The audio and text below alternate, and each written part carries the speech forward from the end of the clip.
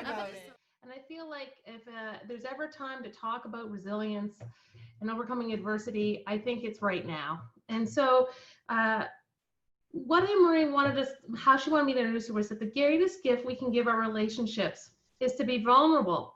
And that means talking about fear with courage versus shame. Being able to talk about our fears is a key step to being open and authentically connected. It's also the pivot point to shifting mindset to one of feeling you have to be fearless to one of fearing less. Okay, so there's that fearing less. So sharing fear and vulnerability is a direct invitation to the other person to share their fears. Whether it is a parent-child, educator and student, executive-staff relationship, when you talk about your fear, you are creating an opportunity to take your relationship and leadership to a place where real engagement, connection, safety, learning, and well-being occurs. Ann-Marie, take it away. Okay, well, thank you very much. I don't have sweaty palms or anything, which is great, and I'm lying.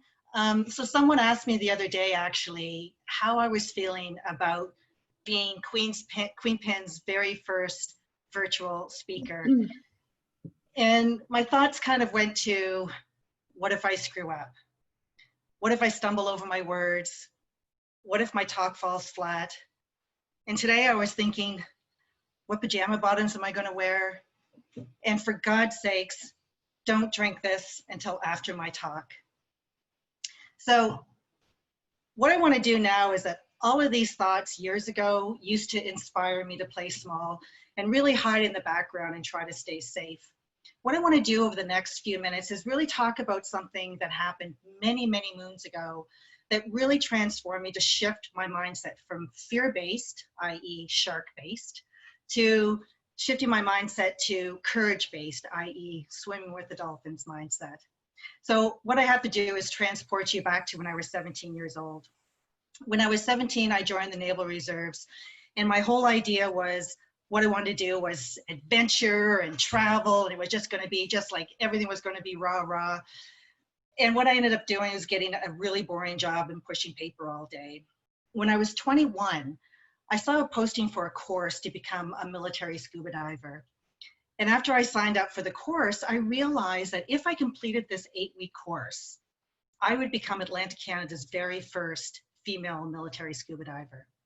And I had all these visions. I'd be swimming with the dolphins, and I would be kind of like seeing all these scenes under the water like you'd see in Finding Nemo. So that was sort of what was going through my little brain at the time. I clearly have a good imagination. What I didn't tell them when I signed up is that I'm extremely claustrophobic and I'm really not a big fan of the water. And I just thought, you know what, in Finding Nemo it wasn't an issue, so it certainly can't be an issue for this course.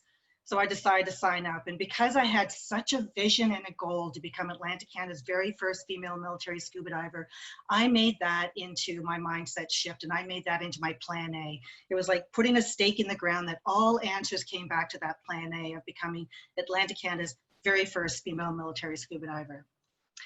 So what I had to do in order to get onto the course is that we had to run through a whole lot of exercises before we even got onto the course, physical and mental exercises. One of these exercises was to go into a decompression chamber. I don't know if anybody's ever seen one, but it's like it reminds me of a great big giant furnace tank, just a little fatter with a little tiny porthole that you go into, and they kind of squeeze in there and they lock it up and they start going through the decompression process. So they put me into a 3-man decompression chamber, and there was 5 of us that they put us in there.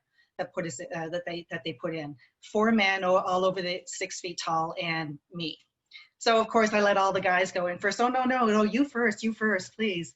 And then it was time for me to go in, and I can still, even now, I can feel my heart pumping and the anxiety of trying to go in and then coming out, trying to go in and then coming out. And I probably did this about 3 or 4 times until finally the instructor said, Moffat, which is my maiden name, he said, Moffat, are you claustrophobic? Because if you are, you can't take this course. And all of a sudden, all I thought about is like, but I've got a plan A, and all answers come back to this plan A. You know, I am claustrophobic, you know, and it's just like all these things were going through my mind. And so I thought, now is the time to have a mindset shift. everything that comes after yes, but, I changed it to put that all at the beginning of the sentence and changed yes, but to yes, and. So instead of me saying, I'm claustrophobic, or sorry, I want to become Atlantic Canada's very first female military scuba diver, but I'm claustrophobic and I don't like the water. I shifted that mindset around to say, I am claustrophobic, I'm not a big fan of the water, and I'm going to become Atlantic Canada's very first female military scuba diver. And so with that purpose, my plan A became like my guiding light and my ultimate purpose. And I had no choice but to go into that decompression chamber. And that poor guy who was sitting beside me, I'm sure his hand was crushed. So I finally got on the course. I flew out west to Victoria, BC. And I thought the rest of this is going to be in a breeze. I'm going to see the dolphins. I'm going to see, you know, Nemo down there. It's going to be just wonderful. Well, the first 2 weeks of this course, you don't even wear flippers on this course for the first 2 weeks. You wear 10-pound lead boots. And that's basically just to keep you at the bottom of the ocean so you can maneuver through all of these exercises of welding and everything else that you had to do. So for the first few weeks, like I said, we wore these 10-pound lead boots and we went through a whole bunch of different exercises. And one of the exercises was a simulated night dive. So what they did is 10-pound lead boots with gun tape over your mask. And then it's like, down in the water you go. So of course it was my turn. So I could see myself now going down the ladder, coming back up, going down the ladder, coming back up again, about 3 or 4 times, until the instructor said, Moffat, if you don't go down there, you're off the course. And I'm thinking, they're not going to wait until I'm fearless to go down there. No one's got the patience for that. And I can't wait until I'm fearless to go down there. So instead of me being fearless, my ultimate goal was just fearless, Ann-Marie, just fearless. So follow my plan A, think about the yes and think about fearing less versus waiting till I'm 100% fearless, because it ain't going to happen. So finally, I get down to the bottom and I ended up staying down there till I only had about 2 minutes of air left and it was time to come back up. A few weeks later, it was now time for our very first open water night dive. We start sailing out into the open ocean. We're about a half a kilometer out. It's a beautiful night. It's calm, it's dark, it's midnight. There's no moon, there's no lights, there's no stars. And then I realized that I left my weight belt back on the jetty. And so instead of them turning the boat around, they said, Moffat, jump in the water and swim back and get your weight belt and get back here as soon as possible. So there was nothing but me and my wonderful imagination that was with me while I was swimming in the water. And the one thing I didn't tell you is the reason why I'm not a big fan of the water is that I've got 2 older brothers. Anybody have older siblings? So my 2 older brothers, as much as I love them, they love to torment me. So anytime I touched a body of water, whether it was an ocean, a lake, a stream, a bathtub, this is what they used to do.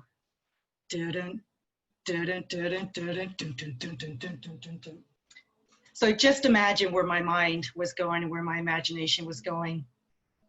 The interesting thing is we saw a seal that day too, popping his head up and out of the water and kind of messing around with us. And I was thinking, if that friggin' seal comes up right now, I'm not going to be swimming back. I'm going to be running back to the jetty. And I got there and I thought, I don't know if I can do this anymore. And I remember hearing the instructor out on the loudspeaker said, Moffat, if you're not back here in 5 minutes, you're off the course. And I thought, what's my plan A? What is my yes and how can I fear less? And that's when, and I can tell you I'm not really proud of this, and please don't ask me to sing it, but I changed the theme song of Jaws to the Smurf theme song.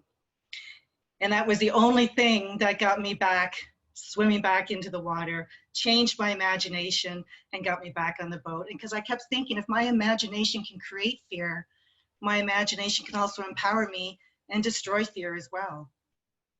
So I know this isn't, I wish I could say I made this acronym up myself, but one of the things I realized that fear is nothing but an acronym for false education that appears real. So I have to tell you, I never did see any dolphins when I was out there. I never saw any scenes that looked anything like Finding Nemo. And I failed a lot in this course. I failed and I failed and I failed. And yet I succeeded.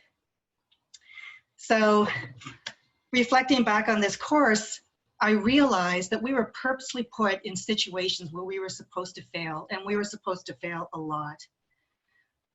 I was that close to giving up so many times during this 8-week course. It was that close to scratching my plan A, to listening to the sharks in my head, to use every excuse after yes, but. And the whole idea was to see how we would manage through failure, how we would create from failure. And the people that realized this were the ones that passed this course. They were the ones that fell and got back up. They were the ones that persevered through all the adversities that were thrown their way. And they were also the ones that accepted help and supported others. And when I let go of all the perfection of what was supposed to be out this course, that's when I started to succeed. So the one thing I realized is that when I started to live a perfectly imperfect life, that's when I actually started to move forward in my life as well. Because of this course, and that this course represented about 0.48% of my entire life from the time I started this course to up until now, 0.48% of my life was in this 8-week course. It was the hardest thing I would have ever done at that time. What I realized is that it put me on this incredible trajectory of, because of taking this course, I started going to the gym because I was petite at the time and I had a hard time carrying all the equipment around, which got me so fascinated with body sculpting and bodybuilding, which got me starting to compete in bodybuilding, which now at age 54, I'm ranked in the top 10 in the world in my sport. And because of this course and because of the sport that I'm in, I was able to secure a job with a Fortune 100 company and spent 30 incredible years with an incredible company. And because of me going to doing this course and going on into the gym, I ended up meeting the man that I ended up marrying, and we have a perfectly imperfect life with 2 perfect children. And because of this course, and because of me being 30 years with the company and having such a supportive family, I'm now branched off on my own, and I have my own business where I go into organizations and I inspire them to change for the better. So what I want to say to you is, first of all, don't wait to be ready to do something that is on your plan A. Don't have a plan B. Start being comfortable with being uncomfortable. And what you're going to realize is that the things that make you feel most uncomfortable is probably the things that really are that you care about the most. So when you think you've completed when you think about JAWS and when you think about plan Bs and also just scrap all of that. Live a perfectly imperfect life. Follow your plan A. Get comfortable with being uncomfortable. And just know that JAWS, he's only a mechanical shark named Bruce. So thank you very much. Wonderful. Oh my God, that was awesome, Ann-Marie. Thank you so much. Cheers. Have a drink.